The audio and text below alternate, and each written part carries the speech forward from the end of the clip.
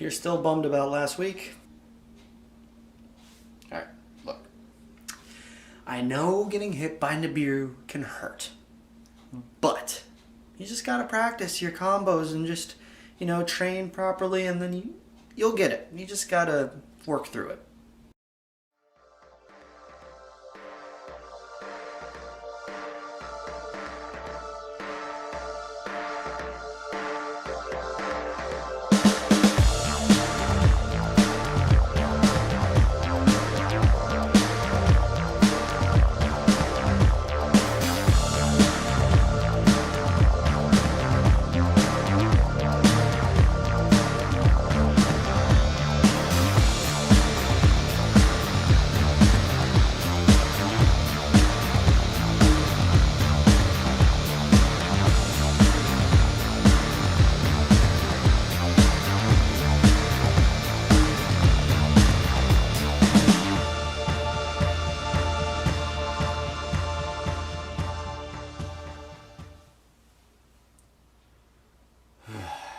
That's not what I meant.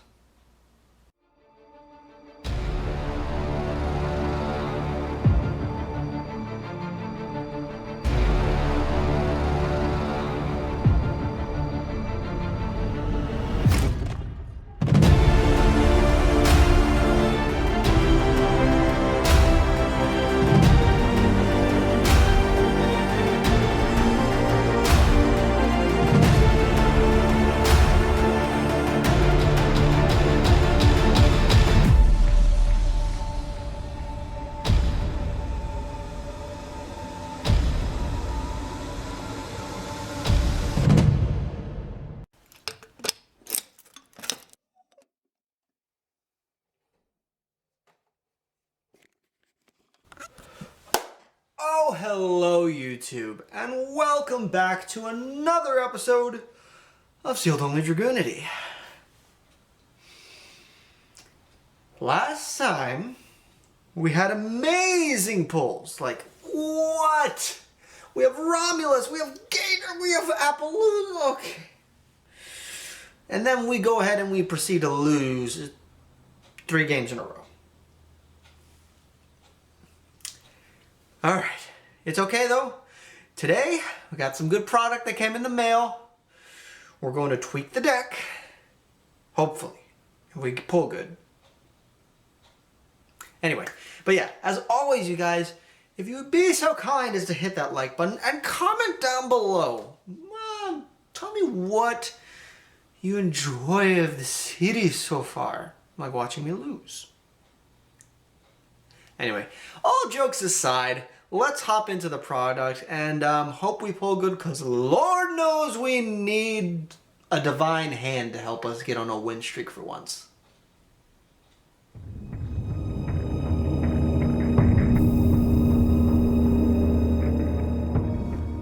Alright, I know what you're all thinking. RainingCardGames, what are these doing on top of your Duel Power box? Well, one, $30, I had $10 left, and I ordered some battles. You know how I had my troubles with Battles of Legend Light's Revenge. We took forever to finally pull a gay Dirk. I ordered a lot in advance, and one of the sellers that I ordered from, he actually ran out of the packs that he had in stock, so as a consolation, he sent me some cards just to say sorry. And you know what, I figured this is actually a good spot to just splash these in. This is just, I believe, slightly over 40, but it's also like, this was, I mean, I don't really need to open Battles of Legend Light's Revenge anymore, so it's a consolation prize. So let me open all this up.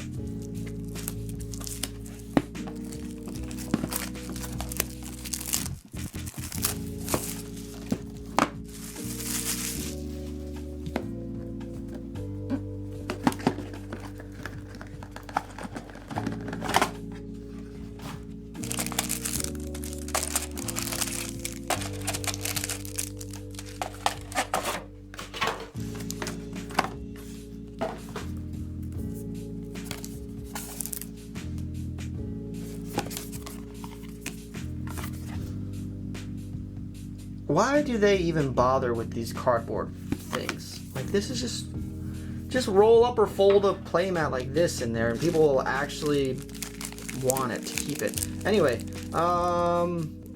let's get the promo pack out of the way, and then we'll go Dual Overload, Max Crisis, and then we'll end with our Dual Power packs. Interestingly enough, there's only one real usable card. We have the Dark Magician, who's not even the Ultimate Wizard because Cosmo Queen Power creeped him.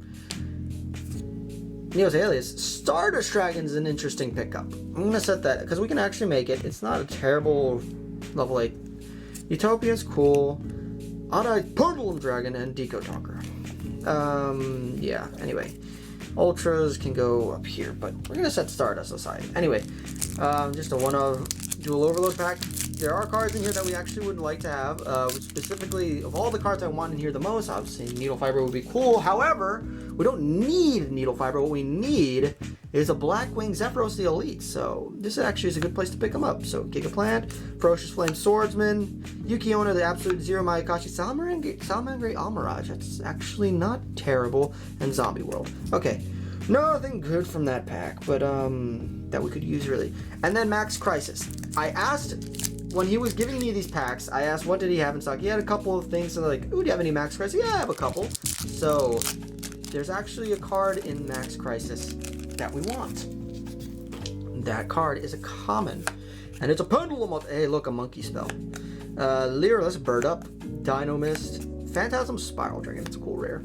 Subterra Fiendus is super. Prologue of Destruction Swordsman, Digital Ladybug, and yeah, into the common pile. We're looking for Darkworm. Free level 4 Dragon Extender that works great with Dragon Ravine. But also can work with stuff like Dragon Shrine, Fool's Berry, you know. Phantom Knights, the wrong Venu, Phantasm Spiral Assault, DD Stone King Darius.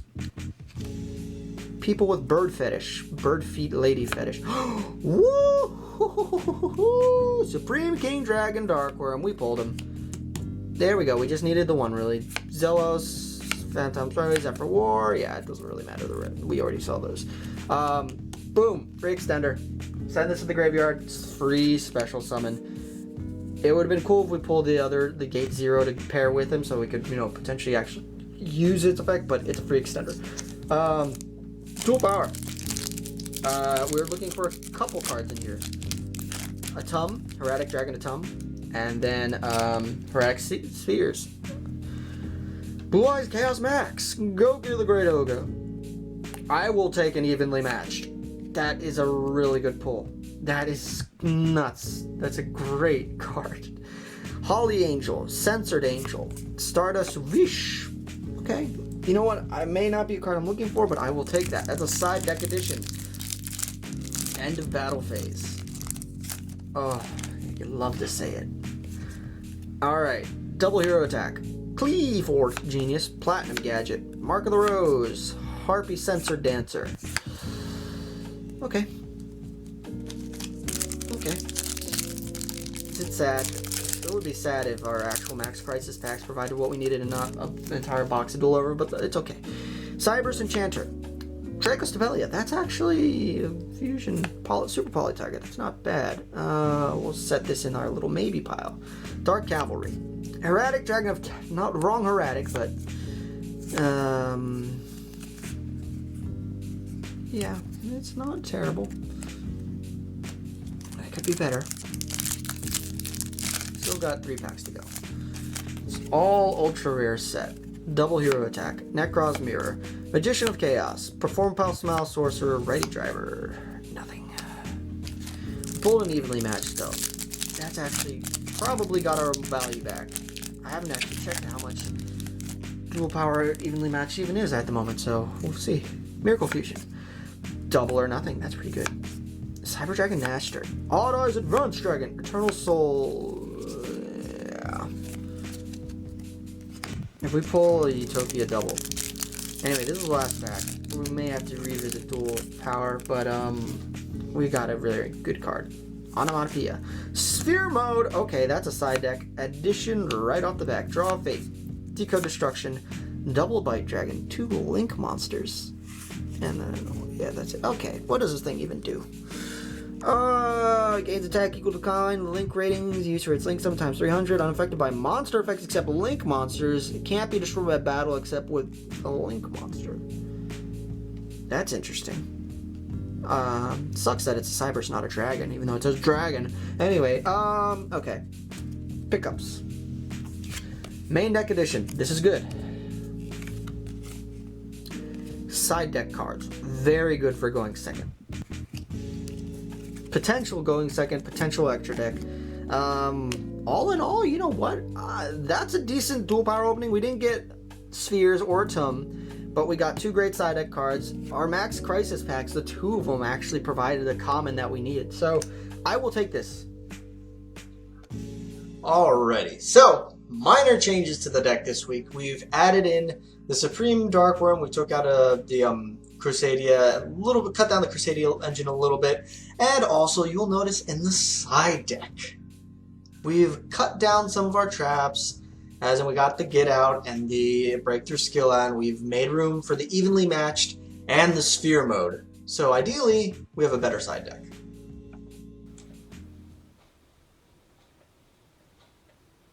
So the side deck's better, and we got one more extender. But pretty much the deck remains more or less the same as it has been. Now, with that being said, I hold over my confidence from the previous episode. Like, having Romulus, having Gaydurg, like, all these cards mean something. They're very important. They're very good cards. It's just a matter of, can we open a good hand and can we do our combo lines correctly? We're getting there. And now it's time to actually apply that stuff.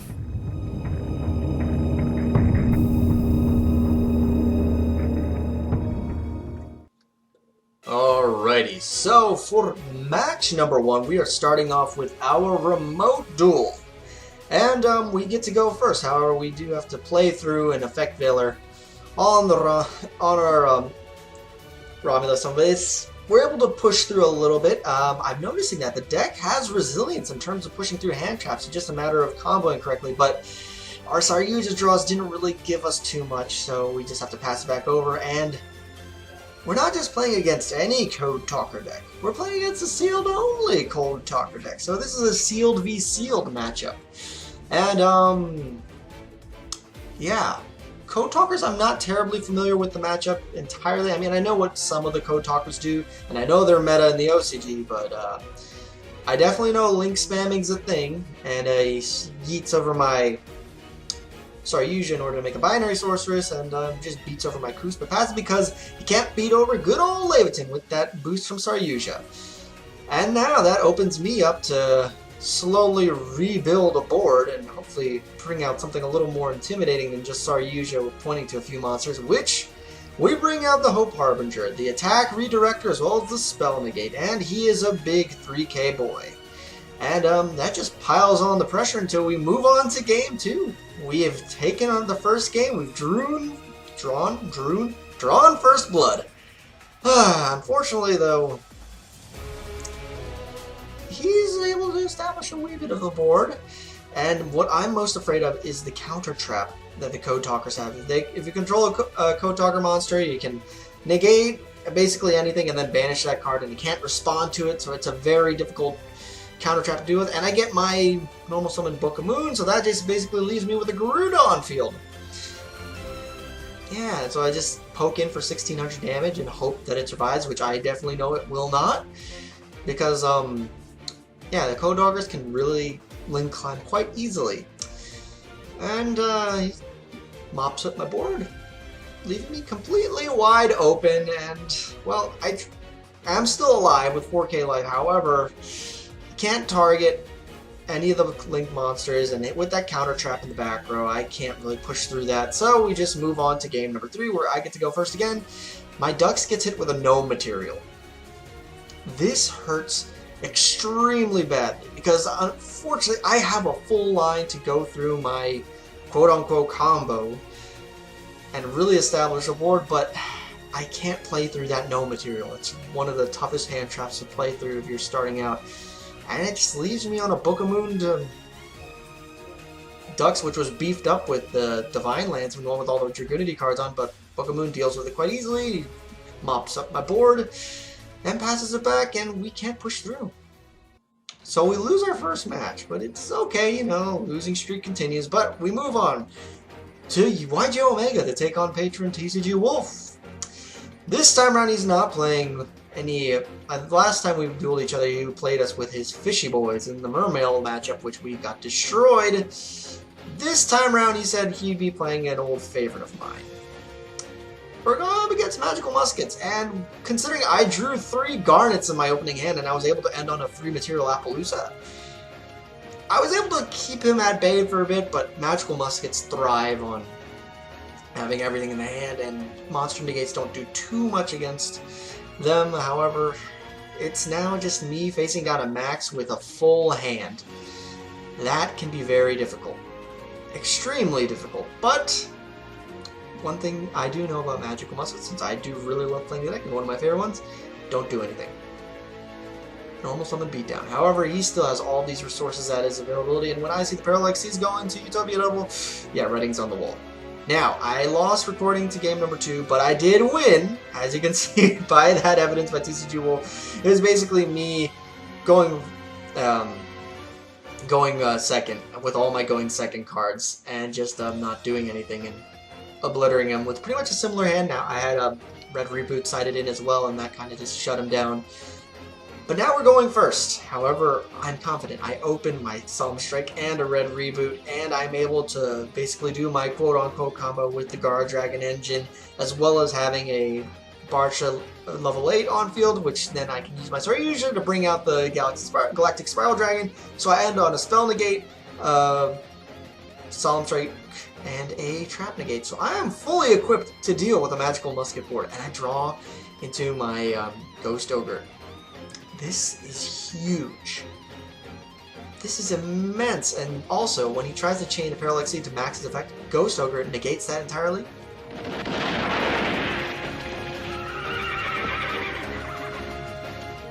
And I gunsling my way to a match win. Don't play Magical Muskets against me. Don't use my babies against me. But anyway, match number 3 in Yugioh Eevee. We're 1-1. And we get to go first. So we just push on through our full quote-unquote combo, and we do have an Ashen and Ogre in hand, so we have technically 3 negates. Spell Negate, Search Negate, and a Pop. And then he vomits his entire hand onto the board. Yeah, so we're going to have to push through a lot of back row.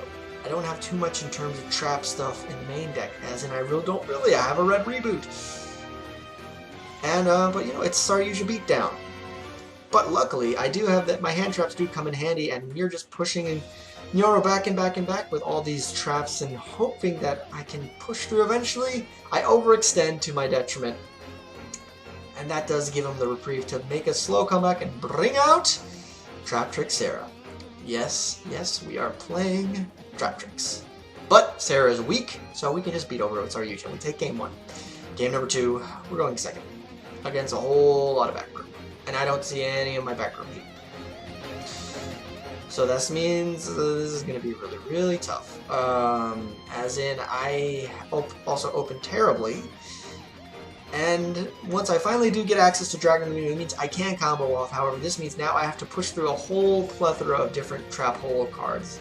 Like Bottomless, and ironically, using his Trap Trick effect to steal my ducks from the graveyard, that actually opens me up to a combo line using Divine Lance, but yeah, it still doesn't matter because I get hit with a Lost Wind, leaving me with an open board, and yep, my Tempest gets stolen over, and he brings out the big Rika, so we're going to game 3. Now, I do open some back row hate this time around, and with no traps for his Sarah to pop off, it's just a matter of can I beat over it. And while I do get hit with an Ogre, I still have enough material to go into a Cypher Mode Omega as well as a Tempest. And Omega here, I'm hoping to just rip out some starters. However, when I do fire his activation off the pot, I hit a Parallax Seed, which does absolutely nothing, which means he's free to bring out a Utopia Double. And Double or Nothing really smacks me for a whole bunch of damage. But I'm still alive, and I'm still in this game. and I still have Omega. And using my ducks, it gets floodgated. But it's okay, just regular beatdown, and he protects his monster with the Utopia, but it has no material, so I can just beat over it and then redeclare an attack, and then just use my Omega to rip cards, and we actually win. We end on a 2-1 record. We're on a win streak. For the first time in 17 episodes, we have a positive win record. But now it's just a matter of seeing how long can we make this go? How long can this last? Now, I'm thinking in my machinations of my mind, which are an enigma. If we do well enough moving forward, we get like a decent, let's say we have a 5-win streak or 3, I may incorporate a little bit of like, here you go, here's a little cheddar cheese for your success. Like a little reward. We'll see how it goes though, bit by bit. This is the turning of the tide. I will see you guys in the next episode.